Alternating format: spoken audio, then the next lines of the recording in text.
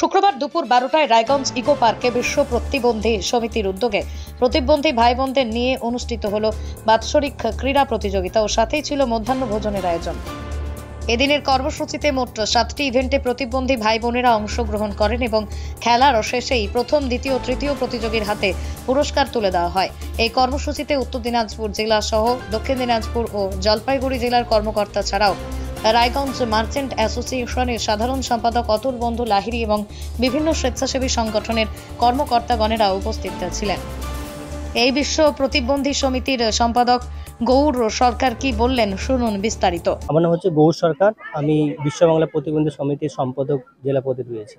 কি কর্মসূচি আজকে আপনার? আজকে আমরা প্রতি বছর না এই বছরও আমাদের ভাই বোনদের বার্ষিক ক্রীড়া প্রতিযোগিতা রেখেছি, তার সঙ্গে মধ্যাহ্ন ভোজন যা পিকনিকের ছোট করে আমরা রেখেছি। এটা আমরা বরাবরই প্রায় 3 বছর ধরে করছি। আর ইকো পার্কে আমরা এটা রায়গঞ্জ পৌরসভায় আমরা এটা করছি। আর আপনারা জানেন যে প্রতিবন্ধী ভাই বোনরাও চাই যে মাঠে আসতে খেলতে, আর ওনাদের এই উৎসাহটা রেখেই বরাবর আমরা এটা করে থাকি। আমরা সমাজকে একটাই বার্তা দিতে চাই, প্রতিবন্ধী ভাই বোনরাও যাতে সব জায়গায় মিলেমিশে আনন্দ প্রধান যে আমাদের লক্ষ্য বরাবর আমরা করি, সেটাই আমরা প্রয়াস। বিশ্ব বাংলা প্রতিবন্ধী সকল কর্মকর্তারা রয়েছে, তাদের অক্লান্তিক পরিশ্রম এবং ভাই বোনদের সহযোগিতা, সমাজে অনেক মানুষদের সহযোগিতা, আমার পাশে দাদা রয়েছেন নতবন্ধু এবং আরও অনেক স্বেচ্ছাসেবী সমাজের মানুষরা আছে। এই তাদের যৌথ প্রয়াসে আমাদের ভাই বোনরা যাতে ভালো থাকে আর সমাজেও তারা একটা ভালো বার্তা আমরা দিতে পারি। আমরা ভিন্ন নয়, আমরা এগিয়ে যেতে চাই।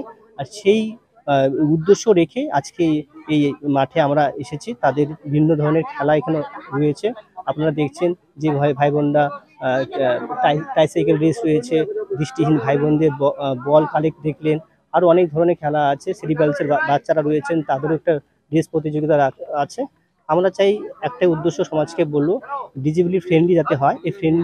এই কারণেই আমরা চাইছি, আমরা যদি এই মাধ্যমটা করতে পারি তাহলে হয়তো আমরা এই ভিন্নটা আমাদের থাকবে না।